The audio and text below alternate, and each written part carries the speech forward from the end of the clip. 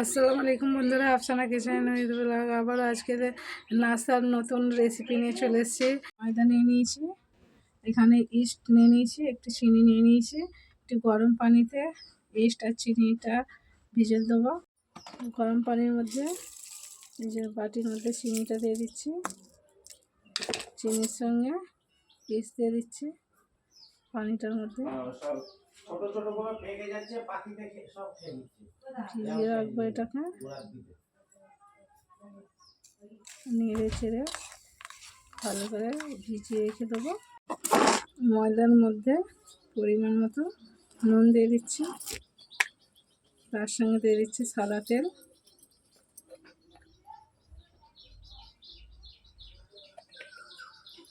দিয়ে ভালো করে মিক্স করে নেবো।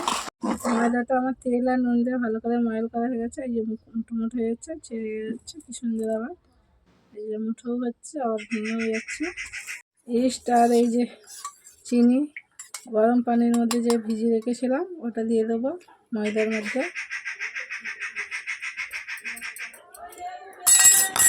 দিয়ে ভালো করে মাখিয়ে নেবো এটাকে আগে, তারপরে অল্প অল্প এমনি নর্মাল পানি দিয়ে মাখিয়ে নেব। অল্প অল্প করে এই যে এমনি নর্মাল পানি, এটা পানি দিয়ে ভালো করে মাখিয়ে নেবো। ডোটা আমার হয়ে গেছে পুরো রেডি। এটাকে আবার তেল মাখিয়ে রেখে দেবো। ওপর থেকে গামলার গাছগুলোয় তলার মধ্যে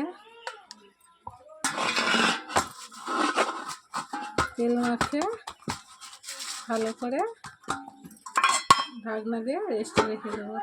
বন্ধুরা এই যে মাংসটা ছোটো ছোটো করে পিস করে নিয়েছি। মাংসটা কিমা করব, মাংসটা শিলনোড়াতেও করে নিতে পারেন, আমি শিলনোড়াতে করবো। আর মিক্সির জার থাকলে মিক্সির জারেও করে নিতে পারেন। তার সঙ্গে দেবো পেঁয়াজ আর কাঁচা লঙ্কা, আদা রসুন, এগুলো সব ছিলে কেটে মাংস কেটে ধুয়ে পরিষ্কার করে নিয়েছি।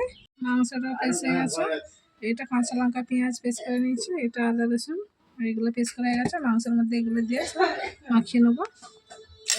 পরিমাণ মতো নুন দিয়ে দিচ্ছি মাংসের মধ্যে, আদা রসুন বাটা দিয়ে দিচ্ছি, পেঁয়াজ আর কাঁচা লঙ্কা বাটাটা দিয়ে দিচ্ছি,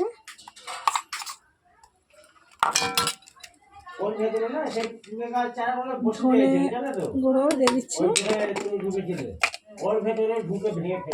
সামান্য লঙ্কার গুঁড়ো দেবো, কাঁচা লঙ্কা যেহেতু আছে।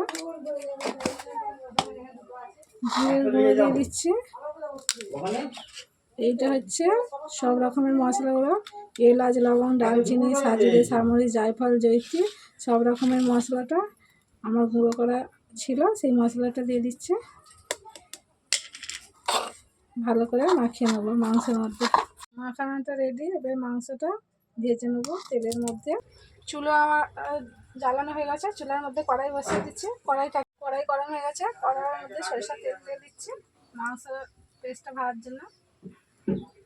এই যে কড়াইয়ের মধ্যে তেল দিয়ে দিয়েছি, তেল গরম হয়ে গেলে মাংসের মধ্যে সব রকম মশলা মাখানো পেস্ট করা মাংস এটাকে তেলের মধ্যে ছেড়ে দেবো।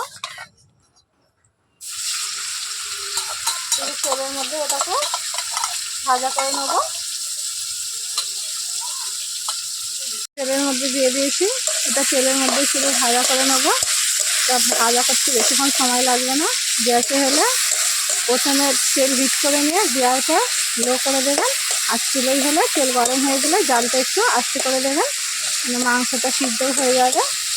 ঢাকনাটা ঢেকে দেবো, মাংসটা ভালোভাবে ভাপে। ঢাকনাটা খুলে নেড়ে ছেড়ে দেবো, ঢাকনা খুলে নেড়ে ছেড়ে দেবো।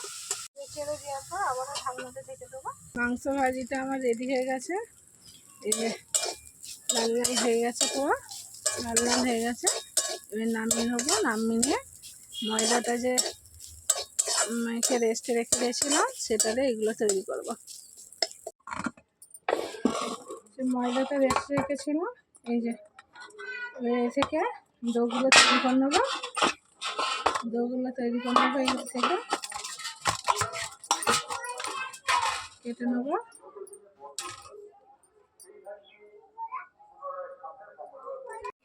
দু রকম আমি লেচি তৈরি করেছি। এইগুলো হচ্ছে এই নানের তৈরি হবে, এর ভিতরে মাংসের পুর দেয়। এইগুলো হচ্ছে পিঠা তৈরি করবো, মাংসের পিঠা। প্রথমে আমি দেখাচ্ছি, এই যে এই নানটা, এটাকে এরকম করে নেবো, এর ভিতরে মাংসের পুরটা দেবো। এই যে এরকম করে নেবো, নিয়ে এর ভিতরে মাংসের পুর দেবো। এরকম করে নিয়ে এর ভিতরে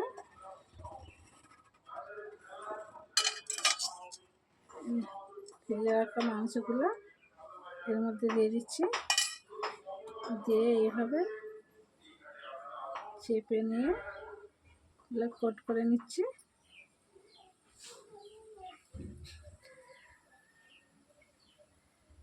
এইভাবে সবগুলো করে নেব। এই যে নানগুলো পুরো করে রেডি করে নিয়েছি, এগুলো এবার বেলবো। আগে এই যে লেচিটা নিয়ে নিয়েছি, নিয়ে বেলে নেবো। দিয়ে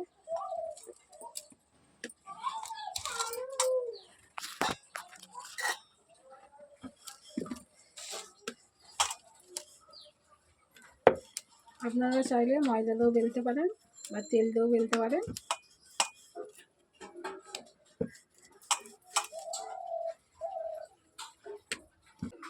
এরকম করে এতে এবার মাংসের পুরটা দেবো। এতে মাংস ভাজাগুলো দিয়ে দিচ্ছি, দিয়ে এটাকে এইভাবে ফোল্ড করছি। এইভাবে ওয়াচ করে মুড়ে নিয়েছি, নিয়ে এর একটা ডিজাইন দেবো এরকম করে।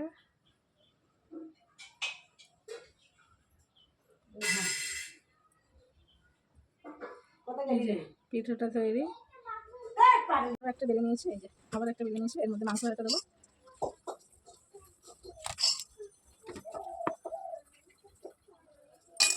এইভাবে মুড়ে দেবো, এটাকে আবার ঘুরে নেবো, এর মধ্যে ডিজাইন দেবো।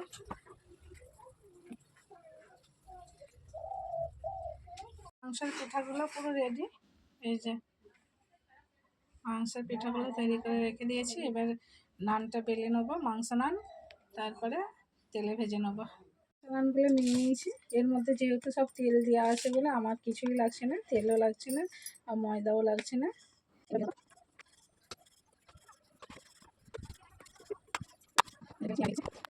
আপনারা চাইলে এরকম হাত দিয়েও শেপ দিয়ে দিয়ে উল্টে পাল্টে করে নিতে পারেন। একে বেলনি না দিলেও হবে, এরকম হাত দিয়ে শেপ দিয়ে দিয়ে। এই যে দুরকমভাবেই দেখাচ্ছি, আপনাদের যার যেটা সুবিধা সে সেইভাবেই করে নিতে পারেন।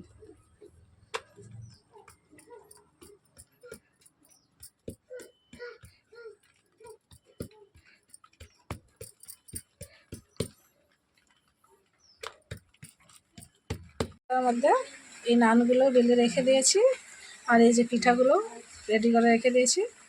এবার বৃষ্টিটা থামলে আমি চুলার মধ্যে গিয়ে ভেজে নেবো। আবার আমি চুলাটা জ্বালিয়ে নিয়েছি, কড়াই বসিয়ে দিচ্ছি। কড়াই ততক্ষণ গরম হোক, তারপরে তেল দেবো। এগুলো সব রেডি করে রেখেছি। কড়াই গরম হয়ে গেছে, তার মধ্যে সাদা তেল ফেলে দিচ্ছি। তেল গরম হয়ে গেলে আমি প্রথমে পিঠে, এই যে তেলের মধ্যে পিঠেগুলো তুলে নিয়েছি, নিয়ে একটা একটা করে ছেড়ে দিচ্ছি। আবারও তুলে নিয়ে ছেড়ে দিচ্ছি। এই যে তেলের মধ্যে পিঠাগুলো ছেড়ে দিয়েছি, পিঠাগুলো উল্টে পাল্টে লাল লাল করে ভেজে নেব। পিঠাগুলো আমি উল্টে পাল্টে লাল লাল করে ভেজে নিয়েছি। পিঠাগুলো এবার তুলে নেব।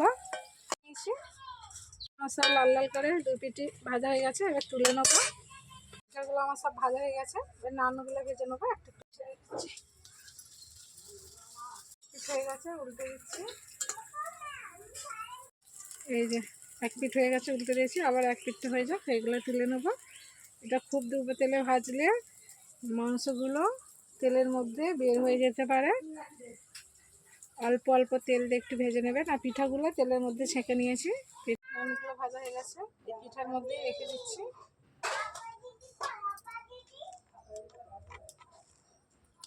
আবারও তেলের মধ্যে দিয়ে দিচ্ছি। সুন্দর ফুলে উঠেছে, দেখতেই পাচ্ছেন। এইভাবে সবগুলো লাল লাল করে, এই যে আমার ভাজা রেডি, তুলে নিচ্ছে।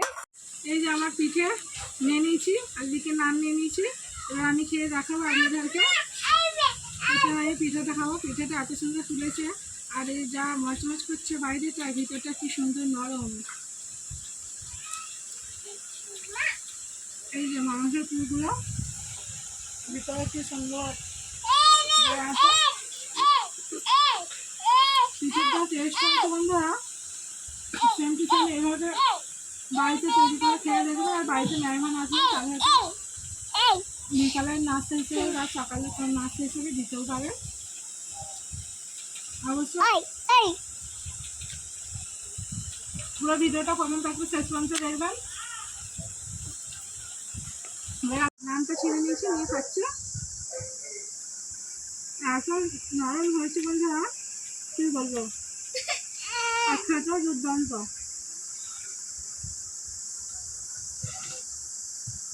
সেম টু সেম যেভাবে আমি করলাম, এই দুটো জিনিস একই মাংসের মধ্যে দুটো জিনিস তৈরি করেছি। আপনারা প্রথম থেকে শেষ পর্যন্ত পুরো ভিডিওটা দেখবেন, স্কিপ করবেন না। একটা লাইক, একটা শেয়ার আর নোটিফিকেশন বেলটি বাজিয়ে দেবেন। আর অবশ্যই বাড়িতে তৈরি করে খেয়ে দেখবেন, আমাকে কমেন্ট করবেন। আজকের ভিডিও এখানকার মতো শেষ হলো, আবার নতুন ভিডিও নিয়ে হাজির হবো।